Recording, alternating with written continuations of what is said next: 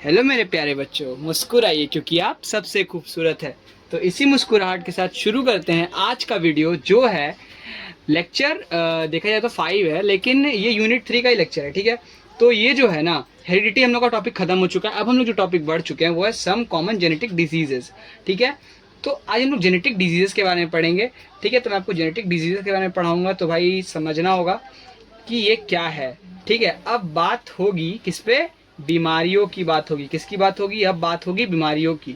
बीमारियों की बात होगी उसे मैंने दिल क्यों दिया मेरे को पता नहीं है, मेरे को अच्छा लगा था मैंने दे दिया। ठीक है, तो आज शुरू करते हैं बीमारियों के बारे में बात करना। किस किस किस तरह की बीमारी? बीमारी तो बहुत तरह की होती है। अब हम लोग बात करेंगे जेनेटिक। जीन्स में क्या बीमारी फैल सकता है? जीन्स में अगर किसी के जेनेटिक्स में अगर कोई बीमारी फैल जाए तो वो क्या होगा उसके ऑफस्प्रिंग में। मतलब ऑफस्प्रिंग मतलब क्या होता है आपको पता ही था, मैंने लेक्चर के एकदम जो फर्स्ट लेक्चर था उसमें बताया था। ऑफस्प्रिंग का मतलब क्या होता है?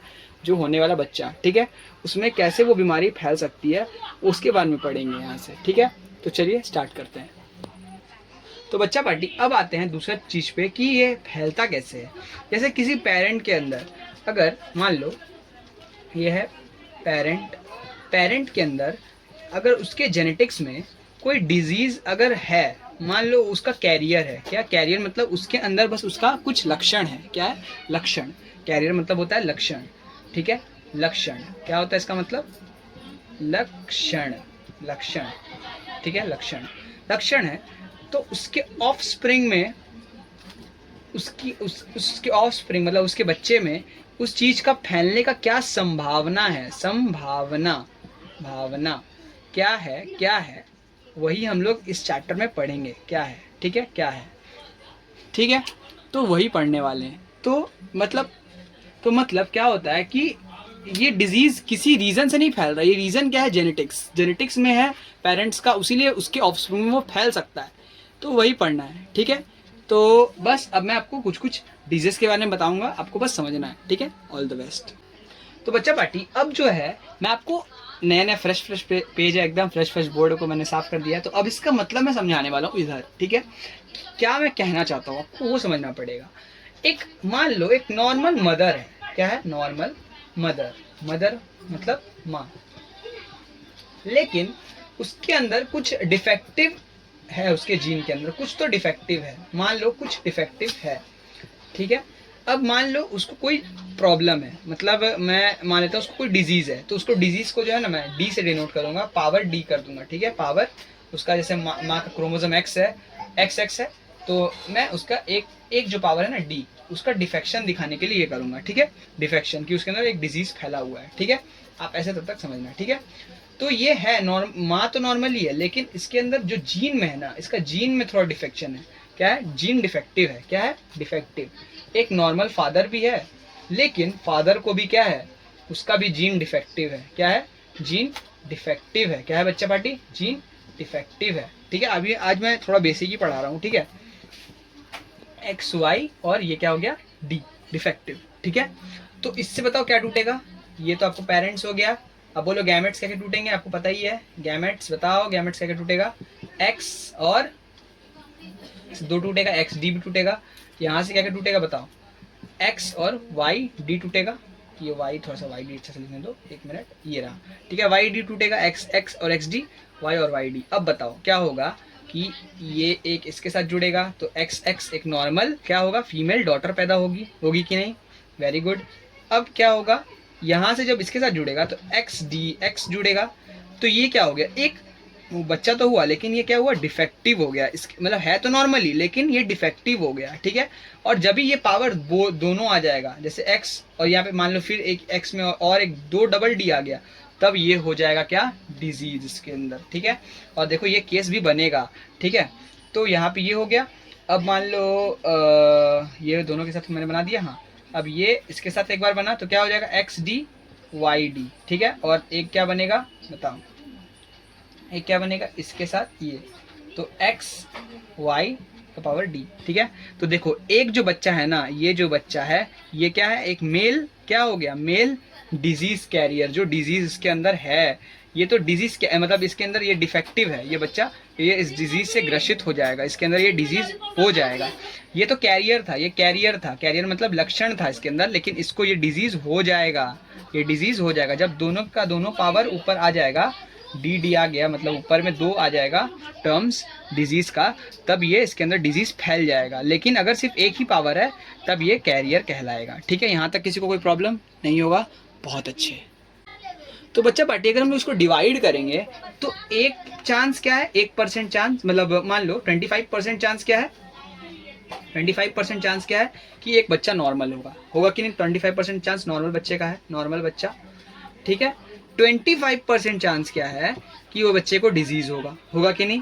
और 50% चांस क्या है इधर केस में कि बच्चा कैरियर होगा कि नहीं? आप खुद ही समझो ना, देखो ना, एक बच्चा नॉर्मल होने का 25% संभावना है, 25% क्या है डिजीज होने का संभावना, और 50% क्या है कैरियर होने का संभावना। ये भी कैरियर ही है कि नहीं?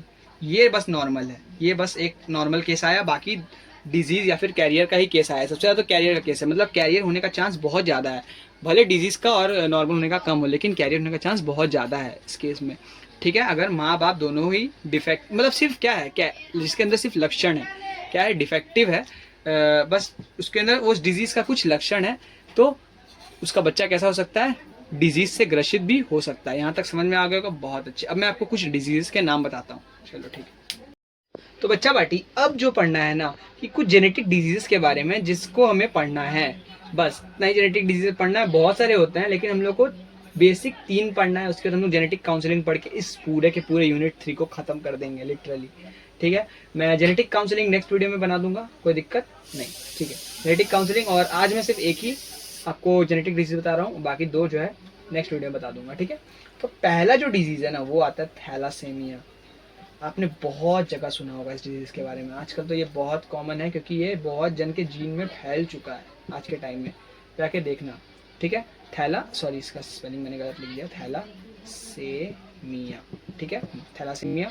दूसरा जो डिजीज है वो क्या है, हेमोफीलिया। हेमोफीलिया क्या आता है, हेमोफीलिया। ठीक है, और जो तीसरा डिजीज है ना वो है कलर ब्लाइंडनेस। ये तो बहुत ही ज़्यादा आजकल के टाइम में क्या हो गया है, कॉमन हो गया है। ठीक है, इसमें क्या होता है कि कुछ स्पेसिफिक कलर्स नहीं दिखते हैं इंसान को। ठीक है, और थैलासेमिया क्या है, thalassemia type of anaemia disease which is most common in people who originated from Mediterranean countries. मतलब जो मेडिटेरियन कंट्रीज के जो पीपल होते हैं ना उनके अंदर ये बहुत ही कॉमन डिजीज है। क्या है, बहुत ही कॉमन डिजीज है।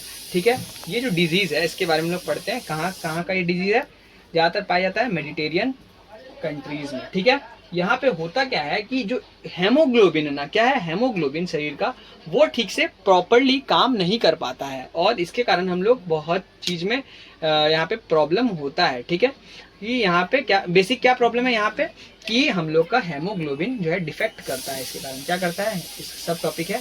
तो हेमोग्लोबिन, हेमोग्लोग्लो नहीं है, हेमोग्लोबिन जो है वो डिफेक्ट हो जाता है।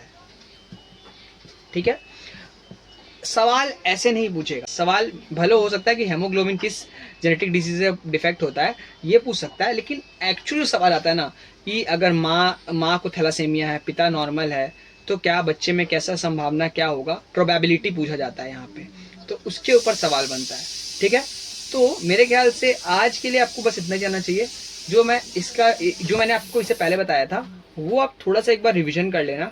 उसके बाद जब मैं नेक्स्ट वीडियो में उसी के ऊपर मेन टॉपिक है, ठीक है, जो एग्जाम में बहुत ज़्यादा पूछता है, तो वो अगर पढ़ लोगे तो आपका चैप्टर बहुत ही हलवा हो जाएगा। ये चैप्टर बहुत हलवा है, समझे, बहुत हलवा।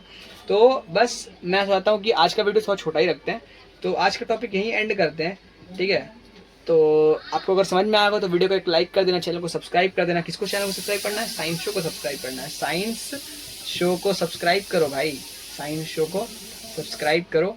बहुत 70% आदमी देखते हैं, 30% आदमी सब्सक्राइब ही नहीं किया हुआ है यार। क्या यार, 70% आदमी ने सब्सक्राइब किया हुआ है, उनको बड़ा बड़ा थैंक यू। लेकिन जो 30% ने सब्सक्राइब नहीं किया है वो भी जाके सब्सक्राइब कर दो। और आज के लिए वीडियो इतना ही, तब तक के लिए सी यू, टाटा बाय।